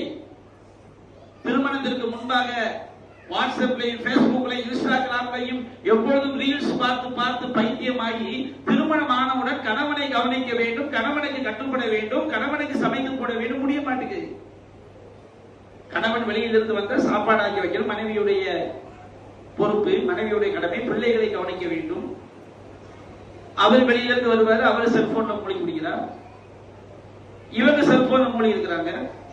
கணவன் மனைவிக்கு மத்தியில் அந்த சக்கீனத், அமைதி விடுபட்டு போகக்கூடிய பல குடும்பங்களை பாருங்க. பல குடும்பங்கள்ல கணவன் மனைவி வாழ்க்கை என்பது ரோபோட்டிக் ஆயிடுச்சு. அவர் பாட்டு வீட்டுக்கு வருவாரு, மாசான சம்பளத்தை கொடுப்பாரு, அவங்க பாட்டுக்கு என்னதையா ஆக்கி வைப்பாங்க. மனப்பூர்வமான வாழ்க்கையை இன்றைக்கு பல குடும்பங்கள் வாழ முடியாமல் போனதற்கு இந்த செல்போன்களும் தொலைக்காட்சிகளும் சமூக வலைத்தளங்களும் மிகப்பெரிய காரணமாக அமைந்திருப்பதை பார்க்கிறோம். நல்லா வாழக்கூடிய குடும்பம், கணவன் வெளிநாட்டில் இருக்கிறான், சம்பாதிச்சு பணத்தை அனுப்புறான், நல்ல சாதியான பிள்ளைகள். ஆனால் திடீரென்று அந்த பெண் எவனோட ஓடி போகின்றார். என்ன பண்ணா, 5 வேளை தொழக்கூடிய பெண்ணா இருந்தாங்க, சமுதாயத்தில் பேச்சு 5 வேளை தொழக்கூடியவங்களா இருந்தாங்க, நிமிர்ந்து யார்ட்டையும் பேச மாட்டாங்க, ஒரு வார்த்தை பேசுறதுக்கு யோசிச்சு யோசிச்சு பேசுவாங்க. எப்படி நடந்துச்சு? எப்படி நடந்துச்சா, சைத்தான் எந்த கதவையும் திறக்காமல் அப்படியே செல்போன் வழியா இறங்கி அந்த பெண்ணுடைய உள்ளத்தை கெடுத்திருக்கிறான். எத்தனை குடும்பங்கள் நாசமாக இருக்கிறது, எத்தனை பேர் வாழ்க்கை என்று தெரியாமல் நாசமாக போயிருக்கிறார்கள். அப்ப இந்த குடும்பத்தை பாதுகாக்க வேண்டிய கடமை இன்றைக்கு சமூகத்திற்கு இருக்கிறதா இல்லையா? நபிகள் நாயகம் ஸல்லல்லாஹு அலைஹி வஸல்லம் அவர்கள் ஒரு மூமினுடைய வீடு குடும்பத்தோடு சொர்க்கம் செல்ல வேண்டும் என்றால் நம்முடைய வீடு எப்படி இருக்க வேண்டும்? அப்படிப்பட்ட வீடா இருக்குதா? சஹீஹுல் புகாரியிலே பதிவு செய்யப்பட்டிருக்கிறது. அல்லாஹ்வின் தூதர் சொன்னார்கள், மஸலுல் பைத்தில்லதி யுஸ்கருல்லாஹு ஃபீஹி வல் பைத்தில்லதி லா யுஸ்கருல்லாஹு ஃபீஹி மஸலுல் ஹய்ய் வல் மய்யித். அல்லாஹ்வை நினைத்து பார்க்கக்கூடிய வீட்டிற்கும் அல்லாஹ்வை நினைத்து பார்க்காத வீட்டிற்கும் உள்ள உதாரணம் என்ன தெரியுமா? செத்தவனுக்கும் உயிரோடு உள்ளவனுக்கும் உள்ள உதாரணத்தை போடும். எந்த வீட்டுல அல்லாஹ்வுடைய நினைவு இருக்கிறதோ, அல்லாஹ்வுடைய நினைவு என்று சொன்னால் தொழுகை அல்லாஹ்வுடைய நினைவு. அஃதமி ஸலாத்தலி திக்ரி, என்னை நினைத்து பார்ப்பதற்காக தொழுகையை நிலைநாட்டுங்கள். நபிகள் நாயகத்துடைய சுன்னாவை படிப்பது திக்ர். குர்ஆன் அல்லாஹ் சொல்லி காட்டுகிறான் நபிகள் நாயகத்தை பற்றி, வமன் அஅரத அன் திக்ரி, என்னுடைய திக்ரை, திக்ர் என்று சொன்னா அல்லாஹ்வுடைய குர்ஆனையும் நபிகள் நாயகத்தையும் எடுத்துக் கொள்ளும். என்னுடைய திக்ரை, என்னுடைய நினைவை எவன் புறக்கணிக்கிறானோ, நபிகள் நாயகத்தை எவன் புறக்கணிக்கிறானோ அவனுக்கு நாம் நெருக்கடியான வாழ்க்கையை கொடுப்போம். ஃபைனலஹு மஈஷத்துல் லங்கா, அவனுக்கு நெருக்கடியான வாழ்க்கை இருக்கிறது. வ நஹ்ஷுரு யௌமல் கியாமத்தி அமா, அவனை மறுமை நாளில் குருடனாக எழுப்புவோம். குர்ஆன் என்பது அல்லாஹ்வுடைய நினைவு, ஹதீஸ் என்பது அல்லாஹ்வுடைய நினைவு. தூங்கும் போது சுப்ஹானல்லாஹ் அல்ஹம்துலில்லாஹ், சுப்ஹானல்லாஹ் 33, அல்ஹம்துலில்லாஹ் 33, அல்லாஹு அக்பர் 33, இதையெல்லாம் ஓதுவது அல்லாஹ்வுடைய நினைவு. மார்க்க பேச்சுக்களை கேட்பது அல்லாஹ்வுடைய நினைவு. குர்ஆனை ஓதுவது அல்லாஹ்வுடைய நினைவு. வீட்டில் இதெல்லாம் நடக்கணும் நபிகள் நாயகம் சொல்லி காட்டுறாங்க. நபிகள் நாயகத்துடைய சுன்னா வீட்டில் படிக்கப்பட வேண்டும், குர்ஆன் வீட்டில் ஓதப்பட வேண்டும், குர்ஆனுடைய கருத்துக்கள் வீட்டில் விவாதிக்கப்பட வேண்டும், வீட்டில் திக்ர் செய்யப்பட வேண்டும். எந்த வீட்டிலே சூரத்துல் பக்ரா ஓதப்படுகிறதோ அந்த வீட்டை ஷைத்தான் நெருங்க மாட்டான், நபிகள் நாயகம் சொல்லி காட்டினார். வீடு என்பது இறை நினைவுமிக்க வீடாக இருக்க வேண்டும். இன்றைக்கு நம்முடைய வீடு இறை நினைவுமிக்க வீடாக நாம் வைத்திருக்கின்றோமா அல்லது மண்ணறைகளாக நாம் வைத்திருக்கின்றோம்? நபிகள் நாயகம் சொன்னார்கள், இஜஅலூ மின் ஸலாத்திக்கும் ஃபீ புயூத்திக்கும், உங்களுடைய தொழுகைகள்ல கொஞ்சம் வீட்லயும் தொழுங்கப்பா. ஆண்களுக்கு சொல்றாங்க, ஆண்களுக்கு ஃபர்தான தொழுகை பள்ளியில போய் தொழணும், சுன்னத்தான தொழுகையை பள்ளியில் தொழலாம், வீட்டில் தொழுவது சிறந்தது. நபிகள் நாயகம் சொல்றாங்க, பெண்களுக்கு வீட்டில் தொழுவது சிறந்தது. ஆண்களுக்கு சொல்றாங்க, உங்க தொழுகையில கொஞ்சத்தை, சுன்னத்தான தொழுகைகள்ல கொஞ்சத்தை வீட்டிலையும் தொழுங்க. வலா தஜஅலூஹா மகாபீர், உங்கள் வீடுகளை மண்ணறைகளாக ஆக்கி விடாது. நபிகள் நாயகம் சொல்லி காட்டுறாங்க, இதா கதா அஹதுக்குமுஸ் ஸலாத ஃபீ மஸ்ஜிதிஹி, உங்களில் ஒருவர் தன்னுடைய பள்ளிவாசலில் தொழுகையை நிறைவேற்றி விட்டால், கடமையான தொழுகையை நிறைவேற்றி விட்டால், ஃபல்யஜஅல் லி பைத்திஹி நஸீபன் மினஸ் ஸலாம், அந்த தொழுகையின் கொஞ்சத்தை தன்னுடைய வீட்டிலும் அவர் ஆக்கட்டும். சுன்னத்தான தொழுகைகளை வீட்டிலேயே அவர் கொஞ்சம் தொழட்டும். என்ன காரணம்? நபிகள் நாயகம் சொன்னார்கள், ஃபஇன்னல்லாஹ ஜாயிலும் மின் ஸலாத்திஹி ஃபீ பைத்திஹி கைரா, அல்லாஹ் ரப்பல் ஆலமீன் அவருடைய தொழுகையினால் அவருடைய வீட்டில் நல்லதை அல்லாஹ் ஏற்படுத்துவான், குடும்பத்தை மார்க்கமுடைய குடும்பமாக அல்லாஹ் ஆக்குவான். நீங்க வீட்டுல தொழும்போது அந்த 2 வயசு குழந்தை 3 வயசு குழந்தை என்ன தெரியுமா, வாப்பா தொழுகிறாங்க அப்படின்னு சொல்லி கிட்ட அவன் என்ன செய்வான், நம்ம சஜிதா போகும்போது அவன் மொத்தமா குப்புற அடிச்சு படுப்பான், புள்ள குனிவான், புள்ள தகப்பனை பார்ப்பான், தகப்ப தொழுவதை பார்ப்பான். அந்த பிள்ளைக்கு மார்க்க தெரியும். நீங்கள் உங்கள் பிள்ளைக்கு வாயால் மார்க்கத்தை சொல்லிக் கொடுப்பது எப்படி கடமையோ அதை விட அதிக பாடத்தை உங்களுடைய செயல்கள் பிள்ளைக்கு சொல்லிக் கொடுக்கும். குடும்பம் அப்படி இருக்குதா? வீட்டுல டிவி பார்க்கணும், இவன் கார்ட்டூன் பார்த்துக்கிட்டு இருக்கிறான், கூட்டுக்காட்டி சொல்றது அவனை துளை போச்சிடும். சரி, அவர் துளை போயிடுவாரு. பாபா என்ன செய்ய போறாரு, நான் என்ன செய்ய போறேன், கார்ட்டூன், நான் அரசியல் செய்திகள் பார்க்க போறேன், நான் கிரிக்கெட் பார்க்க போறேன், நான் ஃபுட்பால் மேட்ச் பார்க்க போறேன். குர்ஆன்ல உள்ள வசனங்கள் தெரியுமோ தெரியாதோ, அல்லாஹ் இந்த உலகத்துக்கு அனுப்பிய நபிமாருடைய எண்ணிக்கை தெரியுமோ தெரியாதோ, அரசியல்வாதிகள்ல எவன் எதனோட கூட்டணி, எவன் இன்னைக்கு என்ன செஞ்சிருக்கிறான், என்ன செய்ய போறான், அவன் ஆய்வு கட்டுரைகள் பேஸ்புக்ல எழுதுவாக பார்க்கணும். சுப்ஹானல்லாஹ், எதிர்காலத்தை கணிச்சு இப்படி நடக்கும், இவன் நடந்தால் அப்படி நடக்கும், அவ்வளவு பெரிய பயங்கர ஆய்வு. அந்த ஆய்வு மார்க்கத்தில் இருக்குதா? நம்ம எது வெற்றி பெற செய்யுமோ அந்த மார்க்கத்திற்காக நம்முடைய ஆய்வை ஆக்கி இருக்கிறோமா? நம்முடைய வீட்டிலே இறை நிறைவு இருக்கிறதா? வீட்டில் தொழுது பாருங்க. அல்லாஹ் சொல்லியிருந்தான், நபிகள் நாயகத்திற்கு சொல்லியிருந்தான், வஅமுர் அஹ்லக பிஸ்ஸலா வஸ்தபிர் அலைஹா, நபியே உம்முடைய குடும்பத்தையும் தொழுமாறு ஏவுவீராக, நீரும் அதிலே உறுதியாக இருப்பீராக. பிள்ளையை தொழுகைக்கு அடிச்சு பத்தி நம்ம டிவி பார்க்கறதுக்கு இல்ல, நம்ம இழுத்து மூடி தூங்குவதற்கு அல்ல, நீரும் தொழுகையில் குடும்பத்திற்கும் தொழுகையை ஏவுவீராக, நீரும் அதிலே உறுதியாக இருப்பீராக. லா நஸ்அலுக ரிஸ்கா நஹ்னு நர்சுகும், நாம் உம்மிடம் ரிஸ்கை கேட்கவில்லை, நாம் தான் உமக்கு ரிஸ்கை தருகிறோம். பொருளாதாரத்துக்கான தொழுகையை விட்டுறாதீங்க, வியாபாரத்துக்கான தொழுகையை விட்டுறாதீங்க, தொழுகையில உறுதியா இருங்க, உங்கள் குடும்பத்தையும் நீங்கள் தொழுமாறு ஏவுங்கள் என்று அல்லாஹ் ரப்பல் ஆலமீன் நபிகள் நாயகத்திற்கு உத்தரவிடுகிறாங்க. என்றால் நபிகள் நாயகத்திற்கு இடப்பட்ட உத்தரவு ஒவ்வொரு மூமினான ஆணுக்கும் பெண்ணுக்கும் சேர்த்துதான். நபிகள் நாயகம் ஸல்லல்லாஹு அலைஹி வஸல்லம் அவர்கள் இரவு தொழுகை தொழுவாங்க. இரவு தொழுகை தொழுது முடிச்ச உடனே வித்ர் தொழும் போது நபிகள் நாயகம் சொல்லுவாங்களாம், ஊமி யா ஆயிஷா ஃபௌத்திரி, ஆயிஷாவே எழுந்திருங்க, வித்ர் தொழுங்க. இப்படி ஒரு குடும்பம் இருந்தா எப்படி இருக்குவாங்க? நபிகள் நாயகம் ஸல்லல்லாஹு அலைஹி வஸல்லம் எப்படி ஒரு முன்மாதிரி குடும்பமாக அவர்கள் ஆக்கிவிட்டு சென்று இருக்கிறார்கள். நபிகள் நாயகம் ஸல்லல்லாஹு அலைஹி வஸல்லம் அவர்கள் சொன்னார்கள், ரஹிமல்லாஹு ரஜுலன், ஒரு மனிதனுக்கு அல்லாஹ் அருள் புரியட்டும். இந்த மனசை யார் தெரியுமா? இவன் கடமையான தொழுகையை கண்டிப்பா தொழுதுருவான், அதுல விட மாட்டான். நபிகள் நாயகம் கடமையை முடித்து ஒரு வீட்டுல கணவன் மனைவி எப்படி இருக்குன்னு சொல்லி காட்டுறாங்க. ரஹிமல்லாஹு ரஜுலன், ஒரு மனிதனுக்கு அல்லாஹ் அருள் புரியட்டும், அவன் காம மினல் லைலி ஃபஸல்லா, இரவில் எழுந்து அவன் தொழுகின்றான். இதுவரையும் பிரச்சனை இல்லை.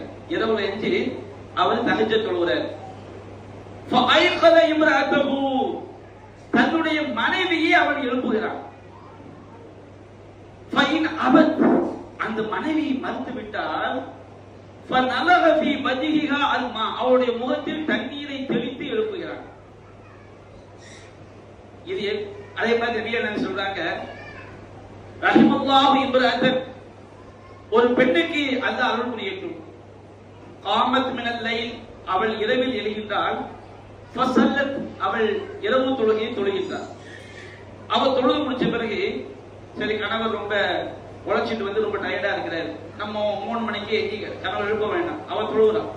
தொழுது முடிச்சிட்டு கடைசியாக வித்திரு தொழு போகும்போது என்ன செய்தால், ஃபஐஃபலத் ஜௌஜஹா, தன்னுடைய கணவனை அவள் எழுப்புகின்றாள். ஃபஅபத், அவன் மறுத்தால், ஃபநலஹத் ஃபீ வஜ்ஹிஹி அல்மா, அவளுடைய முகத்தில் அவள் தண்ணீரை தெளித்து எழுப்புகின்றாள். யோசித்து பாருங்க, என்ன இவ்வளவு வீட்டுக்காரர் தூங்கிட்டு இருக்கும் போது வீட்டுக்காரி தண்ணி எடுத்து தொழிச்சான்னு வச்சுக்கிடுங்க, மூதேவி முழிக்கும் போது என்ன வார்த்தை வரும், உனக்கு என்ன ஆச்சு லூசாணி, ஏன் மரமண்டமா இருக்க, அப்படிதான் நம்ம திட்டுவோம். இந்த கணவன் மனைவி இவர்கள் அன்பால் ஒருங்கிணைந்தவர்கள். அந்த தண்ணியை தெளிக்கிறது இருக்கு பாருங்க, அது பாசத்தோடு தெளிப்பது. அவன் மனைவியிடமிருந்து சக்கீனாவை பெறுகின்றான், அவள் கணவனிடமிருந்து நிம்மதியை பெறுகின்றாள். அந்த மாதிரி எப்படி ஒரு நெருங்கிய நண்பர்கள் தங்களுக்குள்ள அடித்து விளையாடுவாங்க, செல்லமா அடிச்சு விளையாடுவாங்க, அந்த மாதிரி ஒரு கணவன் மனைவி குடும்பத்தை நபி என்ன சொல்றாங்க, இந்த கணவன் மனைவியை எழுப்புறான், அவன் மறுக்கும் போது அந்த செல்லமாக அவன் தண்ணீரை தெளிக்கும் பொழுது அங்கே பாசம் இடையோடுகிறது, அங்கே அன்பு இருக்கிறது. 2 உள்ளங்களும் அங்கே உறவில் பெரும் உடல்களாக இல்லை, அவர்கள் உயிர்களாக இணைந்திருக்கின்றார்கள். இந்த மாதிரி ஒரு குடும்பம் இருக்க வேண்டும் என்று நபிகள் நாயகம் ஸல்லல்லாஹு அலைஹி வஸல்லம் அவர்கள் நம்முடைய வீட்டை எப்படி அமைத்தால் குடும்பத்தோடு சொர்க்கம் செல்லலாம் என்று சொல்லி காட்டுகிறார்கள். அல்லாஹ் ரப்பல் ஆலமீன் நபிகள் நாயகம் ஸல்லல்லாஹு அலைஹி வஸல்லம் அவர்களுக்கு இட்ட முதல் உத்தரவு என்ன தெரியுமா? அவர் நபியாக தேர்ந்தெடுக்கப்பட்ட பிறகு, யா அய்யுஹல் முஸம்மில், போர்வையை போர்த்துக் கொண்டிருப்பவரே, ஹோம் எழுந்திருப்பீராக, அன்திர், மக்களுக்கு எச்சரிக்கை செய்வீராக, இப்படிலாம் அல்லாஹ் உத்தரவு போட்டாங்க. அந்த உத்தரவுல முதல் உத்தரவு, தாவாவுல முதல் கடமை அவர்களுக்கு என்ன விதிக்கப்பட்டது தெரியுமா? நபிகள் நாயகம் ஸல்லல்லாஹு அலைஹி வஸல்லம் அவர்களுக்கு விதிக்கப்பட்ட கடமை, வஅன்திர் அஷீரத்தல் அக்ரபீன், நபியே உமது நெருங்கிய உறவினர்களை அச்சமூட்டி எச்சரிக்கை செய்வீராக. இதுதான் தாவாவுல முதல் கடமை. முதல் தாவா குடும்பத்திற்கு, முதல் அழைப்பு பணி குடும்பத்திற்கு. உமது குடும்பத்தினரை அச்சமூட்டி எச்சரிக்கை செய்வீராக. நபிகள் நாயகம் ஸல்லல்லாஹு அலைஹி வஸல்லம் அவர்கள் சபா மலைக்குன்றின் மீது ஏறி தன்னுடைய குடும்பத்தை எல்லாம், ஒட்டுமொத்தமாக குறைஷி குடும்பத்தை எல்லாம் அழைக்கிறார்கள். அன்னைக்கு மக்கா ஃபுல்லா ரசூலுல்லாஹ்வுடைய குடும்பம்.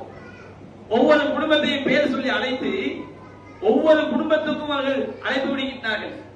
யா பனி அப்து மனாஃப், யா பனி அப்து மனாஃப், அப்து மனாஃப் குடும்பமே, ரசூலுல்லாஹ்வுடைய ஒரு குடும்பம்.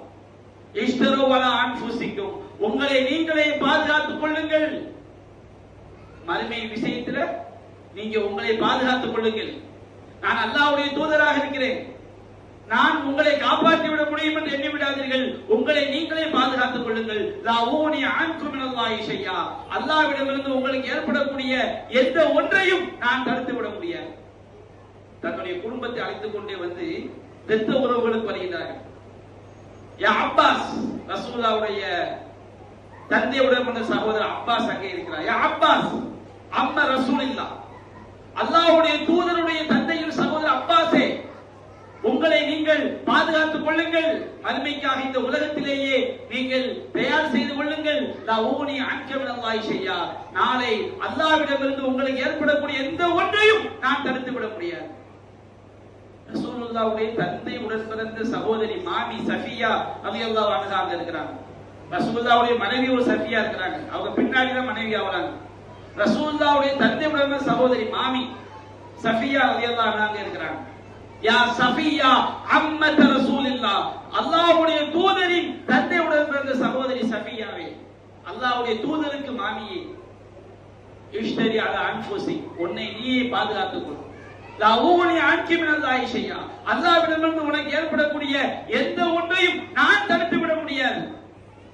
ரசூலுல்லாஹ்வுடைய இதயத்தின் ஒரு பகுதி என்று அல்லாஹ்வின் தூதர் நேசித்த ரசூலுல்லாஹ்வுடைய அருமை மகள் ஃபாத்திமா ரலியல்லாஹு அன்ஹா இருக்கிறார்கள். ஃபாத்திமாவுக்கு நபிகள் நாயகம் சொன்னார்கள், யா ஃபாத்திமத பின்த் ரசூலில்லாஹ், அல்லாஹ்வுடைய தூதரின் மகள் ஃபாத்திமாவே, இஷ்தரி அலா அன்ஃபுசிக், உன்னை நீ பாதுகாத்துக் கொள். இந்த உலகத்தில் வேண்டும் என்றால் பிள்ளைக்கு காசு பணம் தேவைன்னா யாரு கொடுப்பாங்க? தகப்பனார் கொடுக்கணும். சலீமி மாலி மாஷுதி, அப்ப அவங்க கல்யாணமாகாத பெண்ணாக இருந்தார்கள். நபியாக சொன்னாங்க, உனக்கு காசு பணம் வேண்டும் என்றால் என்னிடம் கேள். இன்னமா ஆன அபூக், நான் உன்னுடைய அபூக்கி, நான் உன் தந்தையாக இருக்கிறேன். வாப்பதான் செலவுக்கு தந்தாலும் உனக்கு காசு பணம் வேணும்னா நீ வாப்பா கிட்ட கேளு. ஆனால் இஷ்டரி அலா அன்ஃபுசி, உன்னை நீயே பாதுகாத்துக் கொள். லா உக்னி அன்கி மினல்லாஹி ஷையா, அல்லாஹ்விடமிருந்து உனக்கு ஏற்படக்கூடிய எந்த ஒன்றையும் நான் தடுத்து விட முடியாது. நபிகள் நாயகம் ஸல்லல்லாஹு அலைஹி வஸல்லம் தன்னுடைய குடும்பத்தை எச்சரிக்கை செய்தார். நபிகள் நாயகம் ஸல்லல்லாஹு அலைஹி வஸல்லம் அவர்கள் தன்னுடைய குடும்பத்தை சொர்க்கத்து குடும்பமாக உண்டாக்கினார்கள். ரசூலுல்லாஹ்வுடைய மனைவி அன்னை ஹதீஜா ரலியல்லாஹு அன்ஹா அவர்கள் உயிரோடு இருக்கும் பொழுதே சொர்க்கத்தில் ஒரே முத்தாலான ஒரு சொற்கூடாரம், ஒரு மாளிகை அவர்களுக்கு நற்செய்தியாக சொல்லப்பட்டது. ஒரு தடவை அன்னை ஹதீஜா ரலியல்லாஹு அன்ஹா அல்லாஹ்வின் தூதருக்கு உணவோடும் உணவுப் பொருட்களையும் குழம்பையும் கொண்டு வரும் பொழுது ஜிப்ரீல் அலைஹிஸ்ஸலாம் சொன்னார்கள், அல்லாஹ்வின் தூதரே, இதோ ஹதீஜா உங்களிடம் வருகிறார். அவர் உணவையும் குடிபானத்தையும் கொண்டு வருகின்றார். அவர் உங்களிடம் வந்தால் அல்லாஹ்விடம் இருந்தும் என்னிடம் இருந்தும் அவருக்கு சலாத்தை எடுத்து சொல்லுங்கள். ஹதீஜா ரலியல்லாஹு அன்ஹா அவர்களுக்கு அல்லாஹ் சலாம் சொன்னார். ஜிப்ரீல் அலைஹிஸ்ஸலாம் அவர்கள் சலாம் சொன்னார். அல்லாஹ் சலாம் சொல்கிறான், அல்லாஹ் அருள் புரிந்து விட்டான், அமைதியை கொடுத்து விட்டான். ஜிப்ரீல் அலைஹிஸ்ஸலாம் சலாம் சொல்கிறார் சொன்னால் அவர்களுக்காக அல்லாஹ்விடம் அருளை கேட்கின்றார்கள். அவர்களுக்கு சொர்க்கத்திலே ஒரே முத்தாலான ஒரு சொர்க்க மாளிகை இருக்கிறது. அங்கே எந்த விதமான துன்பமும் கிடையாது, அங்கே எந்த விதமான கூச்சலும் கிடையாது என்று ஹதீஜாவிற்கு சொல்லுங்கள். தன்னுடைய மனைவியை சொர்க்கத்திற்குரிய நாயகியாக அல்லாஹ்வின் தூதர் உருவாக்கி விட்டு சென்றார். தன்னுடைய மகளை சொர்க்கத்து பெண்களுடைய தலைவியாக அல்லாஹ்வுடைய தூதர் உருவாக்கி விட்டு சென்றார். அன்னை ஃபாத்திமா ரலியல்லாஹு அன்ஹாவுடைய வரலாறு படிச்சோம்னா அப்படியே கண்கள் கண்ணீரை சொரியக்கூடிய வரலாறு. ஹதீஜா ரலியல்லாஹு அன்ஹா நபிகள் நாயகத்தோடு 25 ஆண்டுகள் வாழ்ந்தார்கள். நபிகள் நாயகம் நபியான பிறகு 10 ஆண்டுகள் வாழ்ந்தார்கள். எல்லா துன்பங்களிலும் அவர்கள் பங்கேற்றார்கள். ஆனால் ஃபாத்திமா ரலியல்லாஹு அன்ஹா நபிகள் நாயகம் ஸல்லல்லாஹு அலைஹி வஸல்லம் அவர்கள் நபியான பிறகு வாழ்ந்த 10 ஆண்டு அந்த மக்காவுடைய வாழ்க்கையிலும் அவர்கள் பட்ட எல்லா துன்பங்களிலும் ஃபாத்திமா ரலியல்லாஹு அன்ஹா பங்கேற்றார்கள். மதீனாவில் அவர்கள் வாழ்ந்த எல்லா துன்பங்களிலும் அன்னை ஃபாத்திமா ரலியல்லாஹு அன்ஹா அவர்கள் பங்கேற்றார்கள். நபிகள் நாயகம் மரணித்த பிறகும் ஒரு 6 மாத காலம் அவர்கள் இந்த உலகத்திலே வாழ்ந்திருக்கின்றார்கள். அவருடைய வாழ்க்கை, அவர்கள் பட்ட கஷ்டம், அவர்கள் பட்ட சிரமம், நபிகள் நாயகம் எங்கெல்லாம் சிரமப்பட்டார்களோ யோசித்து பாருங்கள். நபிகள் நாயகம் அன்னை ஹதீஜாவை இழந்திருக்கும் பொழுது ரசூலுல்லாஹ் மட்டுமா அழுதார்கள்? அந்த பாதிப்பு யாருக்கு? ஃபாத்திமாவுக்கும் சேர்த்துதான். நபிகள் நாயகம் தன்னுடைய மகள் ருகையா மரணிக்கும் பொழுது, தன்னுடைய மகள் ஜைனப் மரணிக்கும், தன்னுடைய மகள் உஸ்மான் ரலியல்லாஹு அவங்களுக்கு திருமணம் முடித்து கொடுத்த அந்த 2 உம்மு குல்சூம் ருகையாவும் மரணிக்கும் பொழுது நபிகள் நாயகம் மட்டுமா அழுதிருப்பார்கள்? உடன் பிறந்த சகோதரி ஃபாத்திமா அழுதிருப்பார்களா? இல்லை. நபிகள் நாயகத்துடைய மகள் ஜைனப் மரணிக்கும் பொழுது, ஜைனப் ரலியல்லாஹு அன்ஹா மரணிக்கும் நபிகள் நாயகம் மட்டுமா அழுதார்கள்? ஃபாத்திமாவும் அந்த துன்பத்திலே கலங்கினார். நபிகள் நாயகத்துடைய தந்தை உடைய சகோதரர் ஹம்சா உஹது யுத்தத்திலே சின்ன பின்னமாக்கப்படும் பொழுது அல்லாஹ்வின் தூதர் மட்டுமா அழுதார்கள்? அந்த துன்பத்திலே ஃபாத்திமாவிற்கு பங்கிருக்கிறது. நபிகள் நாயகத்துடைய வீட்டிலே உணவில்லாமல் அவர்கள் வயலில் கற்களை கட்டிக்கொண்டு வாடிய பொழுது ரசூலுல்லாஹ் மட்டுமா சிரமப்பட்டார்கள்? அன்னை ஃபாத்திமா ரலியல்லாஹு அன்ஹா சிரமப்பட்டார்கள். இறை தூதர் அதிகமாக பட்டிருப்பார்கள். நபிகள் நாயகத்துடைய ஒவ்வொரு துன்பத்திலும் அந்த துன்பத்தில் தன்னுடைய குடும்பத்தையும் சேர்த்து ஒரு சொர்க்கத்து தலைவியாக கூடிய தியாகியாக தன்னுடைய மகளை உருவாக்கினார். உஹது யுத்தத்திலே அல்லாஹ்வுடைய தூதருடைய தலை உடைக்கப்படும் பொழுது, பல் உடைக்கப்படும் பொழுது அருகிலிருந்து தந்தையின் காயத்திற்கு மறந்துட்டவர் யார்? அன்னை ஃபாத்திமா ரலியல்லாஹு அன்ஹா. அவர் செய்த தியாகம் சாதாரண ஒரு தியாகம் அல்ல. அதே ஃபாத்திமா மார்க்கத்திற்கு மாற்றமாக அறியாமல் சில பிழைகளை செய்யும் பொழுது அல்லாஹ்வின் தூதர் எப்படி நடந்து கொண்டார்? நபிகள் நாயகம் தான் ஒரு எளிமையான வாழ்க்கையை விரும்பினார்கள். பாத்திமா ரலியல்லாஹு அன்ஹா அவரை பிரித்து பார்க்கவில்லை. அவர்கள் எப்படி எளிமை வாழ்க்கையை விரும்பினார்களோ அதுபோன்று தன்னுடைய மகளும் எளிய வாழ்க்கையை வாழ வேண்டும் விரும்பினார்கள். ஒரு தடவை பாத்திமா ரலியல்லாஹு அன்ஹாவுடைய வீட்டிற்கு செல்லும் பொழுது அங்கே ஒரு அலங்கார துணியை பார்க்கிறார்கள்.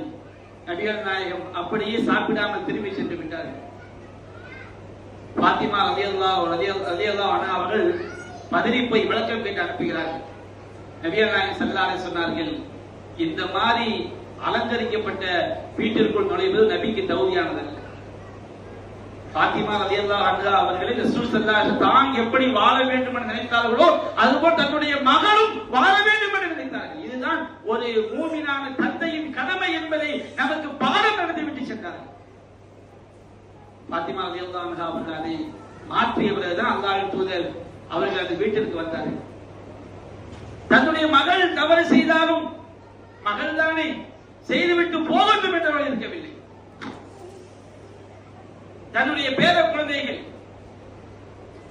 ஹசன் ரலியல்லாஹு அன்ஹு அவர்கள் சதகாவுடைய பேரித்தம்பழத்தை சாப்பிடும் பொழுது வாயில் கையை விட்டு கஹ் கஹ் துப்பிவிடு அம்மா ஷஅத்த அன்னாலா நகுல் சதகா, தர்மத்தை சாப்பிடுவது நமக்கு ஹராம் என்பது உனக்கு தெரியாதா என்று குழந்தை பருவத்திலேயே பிள்ளைக்கு மார்க்கத்தை போதித்து வளர்த்தார்கள். அன்னை ஆயிஷா ரலியல்லாஹு அன்ஹா அவர்கள் அல்லாஹ்வின் தூதரிடம் கேட்கப்பட்டது, இந்த உலகத்திலேயே உங்களுக்கு நேசத்திற்குரியவர்கள் யார்? நபிகள் நாயகம் சொன்னார்கள், ஆயிஷா. அடுத்து யார்? அவருடைய தந்தை அபூபக்கர் சித்திக் ரலியல்லாஹு அன்ஹு. அடுத்து யார்? Umar ibn Khattab. நபிகள் நாயகம் ஸல்லல்லாஹு அலைஹி வஸல்லம் அவர்கள் உலகத்திலேயே மனிதர்களில் அதிகம் நேசித்தது ஆயிஷா. அந்த ஆயிஷா தவறு செய்யும் போது கூட அல்லாஹ்வின் தூதர் கரிசனம் காட்டவில்லை. ஏராளமான சம்பவங்கள். ஒரு சம்பவத்தை சொல்லி காட்டுகிறேன். நபிகள் நாயகத்துடைய ஒரு மனைவி அன்னை சஃபியா ரலியல்லாஹு அன்ஹா உள்ளமாக இருப்பார்கள். ஆயிஷா ரலியல்லாஹு அன்ஹா அவர்கள் அழகாக இருப்பார்கள், சரியான உயரத்தில் இருப்பார்கள்.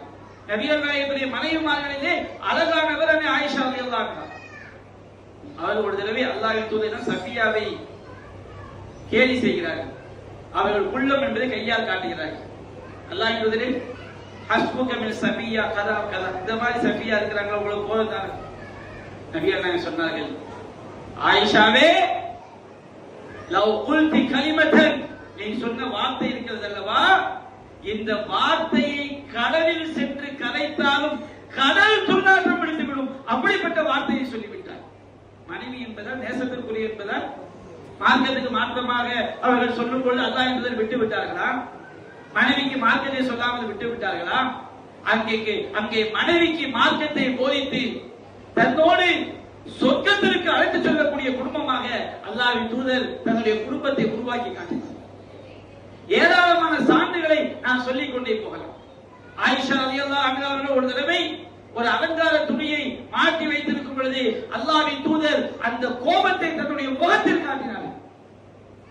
ஆயிஷா ரலியல்லாஹு அன்ஹா அவர்கள் உடனடியாக அதை அகற்றினார்கள்.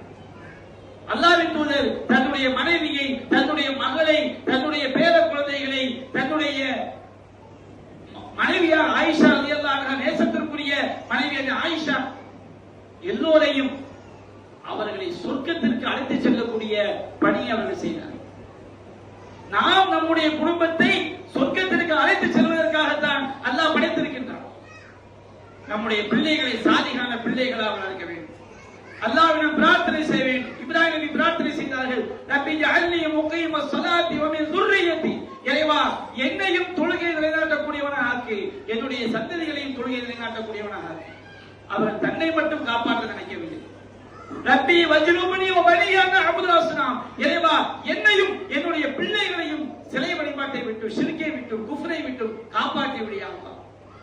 ரப்பி ஹப்லி மினஸ் சாலிஹீன், இறைவா உன் புறத்திலிருந்து எனக்கு நல்லொழுக்கமுடைய குழந்தைகளை தருவாயாக.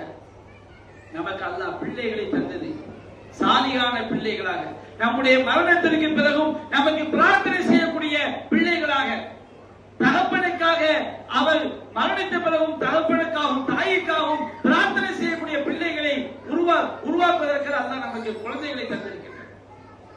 அன்பிற்குரிய சகோதரர்களே, அல்லாஹ் ரப்பல் ஆலமீன் மிகப்பெரிய வெற்றியாக சொல்லி காட்டுவது குடும்பத்தோடு சொர்க்கம் செல்லக்கூடிய அந்த வெற்றியை தான் அல்லாஹ் மிகப்பெரிய வெற்றியாக அல்லாஹ் நமக்கு சொல்லி காட்டுகிறார்.